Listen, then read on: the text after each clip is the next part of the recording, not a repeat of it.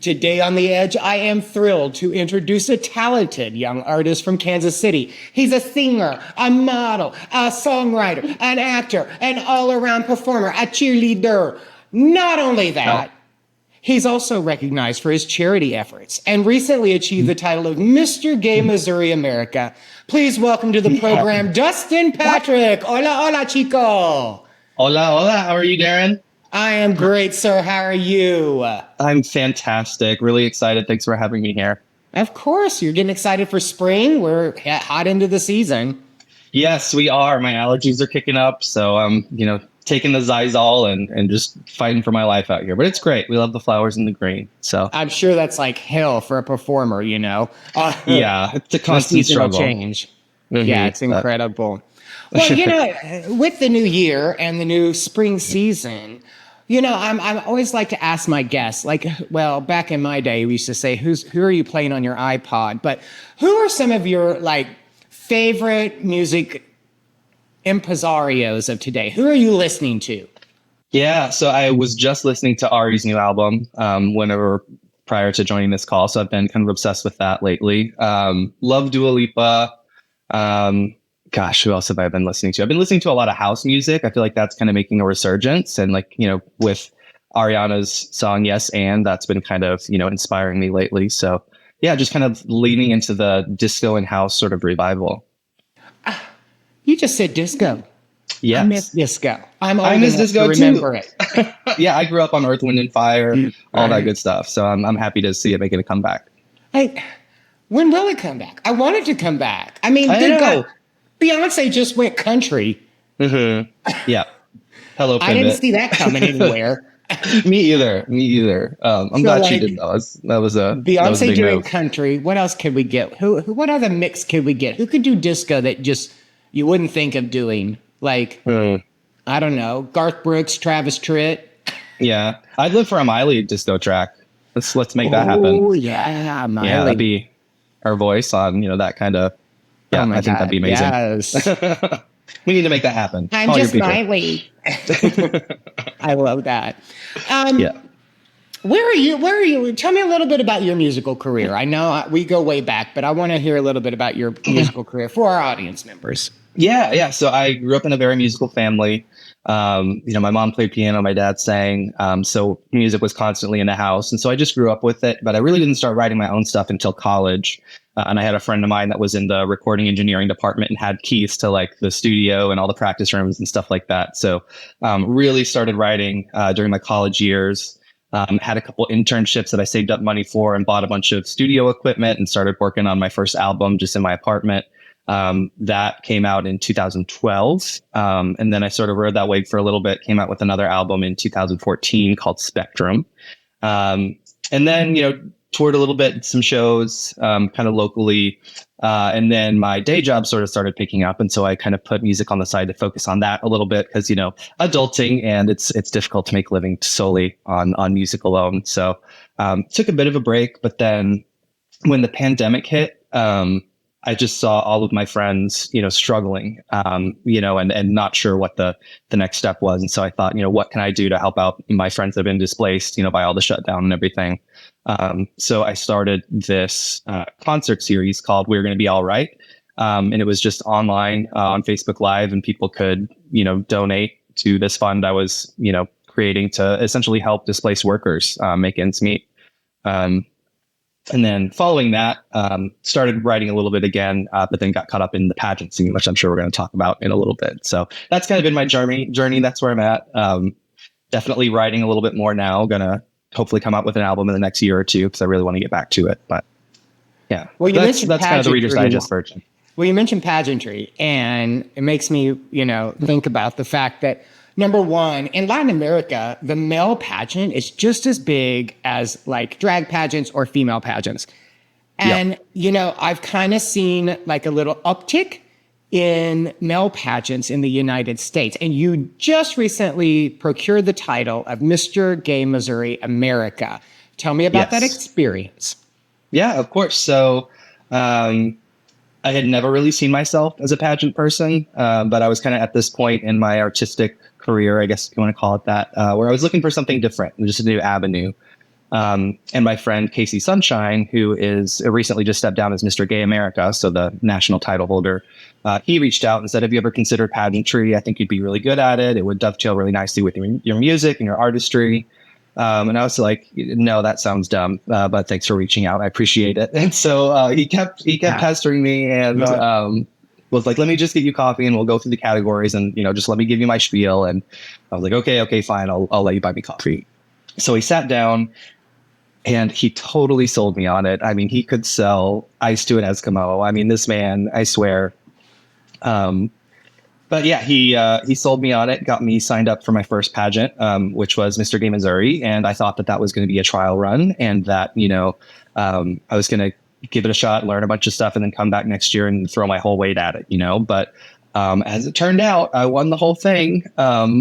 To my great surprise. But yeah, ever since then, it's been a whirlwind, and the pageant community has been so welcoming, and I've met so many people, and I've attended, multiple national pageants now, and I've judged pageants. And so it's been just an incredible experience and like a community that I never would have accessed had Casey not reach out to me first. So I'm very, very grateful.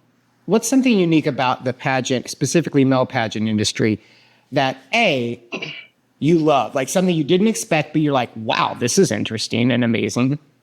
Yeah. I would say the brotherhood of pageantry. I mean, it truly is a community. I wasn't sure how it was going to be, if people were going to be cutthroat. And, there are those that are definitely super serious about pageantry, and that can get a little intense. But, beyond that, everybody's there for each other. I mean, when you're backstage prepping for a category and you forgot something, or, had a seam in your pants split and you need a needle and thread real quick, there's always somebody there to help you out. And so just having that and, following everybody's journey kind of outside of pageantry and seeing where they perform and watching them grow and change and evolve, that piece has been really, really neat. So on the opposite of that, what's something that you learned or realized and you were like, ooh, no, didn't think that was going to end? Yeah, so pageantry is expensive. Like, I mean, there are a lot of little costs that add up.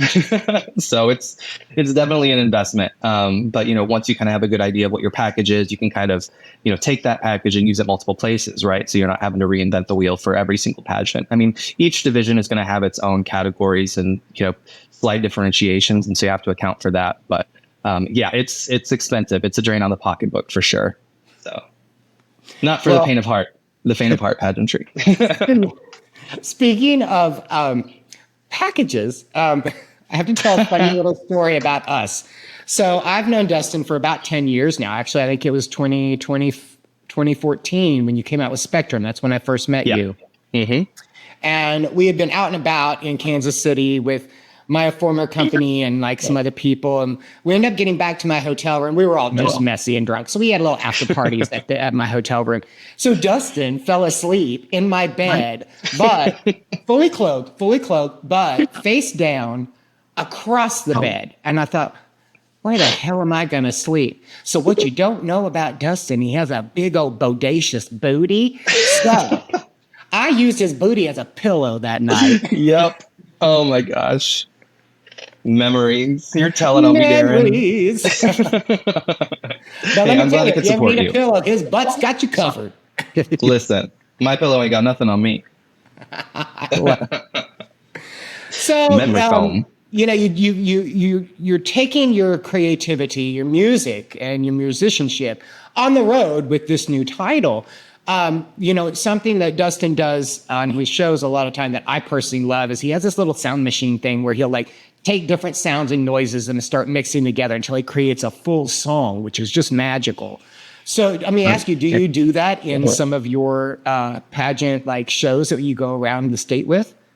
Yeah, I do. So that was actually my talent. And it was unlike anything that anyone had ever seen before in pageantry. So it got me quite a bit of notoriety. I made a pretty big splash, which was amazing. So I've kind of become that guy, like the looper guy, which is pretty cool. So yeah, it's just it's a fun little unit that I get to, beatbox a drum track and then lay down a bass line, build a track from scratch, and people seem to really enjoy it. And I have fun doing it. So it's a win-win. Well, you're very good at it. I can tell you that. Thank you. I appreciate that. I've always wanted you to mix like a soundtrack song just for me. Oh yeah, I totally could. Yeah, I'm open to commissions. Right? Let's do it. So what do you got coming up? You mentioned that you're working on an album and you may look to launching that in the next year or so. Tell me a little bit. Mm-hmm. Yeah, so got a bunch of like half finished projects that I've kind of started on, but haven't, brought to completion quite yet. So I'm going to dip back in and sort of, just pick the best ones. Cause I feel like what I've done in the past is like everything I've written, I've produced and, it's made it out there. There's very few songs that aren't recorded that I've written. So I really just want to spend time, just writing a ton and then picking out the best of the best and like, maybe leaning into stuff that's a little bit more commercially viable, just because I feel like I'm at that point where I kind of, have that taste level and can, really come up with something that people are going to want to listen to and engage with rather than, as before, it was more of like a therapeutic exercise for myself and being able to just like take those emotions and put them on the shelf and be done with it. So I think that has evolved a little bit for me. But yeah, hopefully going to come out with an album in the next year or two. Still going to keep plugging away at pageantry. I took a year off just to give my wallet a break and kind of look at some other systems, but definitely looking to make my re-entry back into pageantry very soon. Now, with your current title, will that take you to the national pageant? I want to say it's like in October or something, isn't it? Yeah. So I was Mr. Gay Missouri 2022. So I went that year. And then last year I qualified as first alternate to Mr. Gay Southern America. And so that brought me back to nationals. So I've competed at the national level twice. But yeah, definitely looking to get back to America at some point. But I may try out a different system in the meantime. I'm still kind of playing around with that. How many pageant systems are there for guys? There are several. There's Mr. Gay America. There's Mr. Gay US of A. There's Entertainer of the Year, Mr. EOY. National Showman. I'm going to forget some. But there's more than you would think. I mean, there's a bunch of different systems and, they each have similar categories, but some of them like EOI, for example, doesn't have an interview category. So if that's really not your strong suit, they weight more on like talent and the fashion aspects of it. So there's a little something for everybody. So if you've ever thought about pageantry, reach out to somebody that's in it and they could probably give you a ton of useful info and kind of help you find the system that's right for you. Well, what would you tell a young queer, just to be PC, that wanted to get into the pageant system, but has never done it before, is completely like oblivious to anything about it, but they're interested. Where do they go? What do they do? Yeah, I mean, I would say the best thing to do would be to reach out to somebody that's already, been in pageantry, if they're a title holder, or somebody that, is just in the scene. I mean, the best advice you're going to get is from people that have done it before. So definitely, start building that network, reach out to people and not just, people that have done boy pageants. I mean, the drag pageants are, just as, if not more difficult and, take a lot of, skill around building a package. And so you can get a lot of great insight from people that have walked that path. Because it's really difficult to sort of learn things on your own. I kind of tried to do that initially, and I found myself kind of floundering a little bit and just coming up with more questions than answers. So if you really lean into those people that have walked that path, I think that's going to be your best bet. And if anybody listening has any questions, feel free to inbox me. I'm always happy to give more information. So use me as a resource too. Well, if you want to find out more about Dustin Patrick and all his magical creations, from music to pageantry to looping, I think that's what you called it, one of your talents that I love so much. You can always check him out on all the social medias. One of his social medias is Felix_presents. Is that on Facebook or? That's Instagram. That's your Instagram. And then you can also find him at Dustin Patrick KC on Instagram as well, correct? Correct. Yes. The one's more of a personal account where it's like pictures of my cat and food that I cook. And then the other one's more music focused. So if you need more information, please reach out to Dustin via Instagram at those two handles, which is great. Dustin, thank you so much for coming on The Edge with me today and for a little kiki. I miss you so much. And I'm so proud of all that you're doing. Thank you. Thank you so much for having me. It's always a pleasure seeing you and getting to chat with you. So thank you so much. Gracias. Ciao. Ciao, baby. And for you, if you want more content like queer content, please stay tuned for more episodes of On the Edge. Subscribe to our YouTube channel. Check out our social media platforms at edgemedianetwork.com on all of them. Or if you want great daily content, news, entertainment, lifestyle, just log on to our website, edgemedianetwork.com. Until next time, ciao.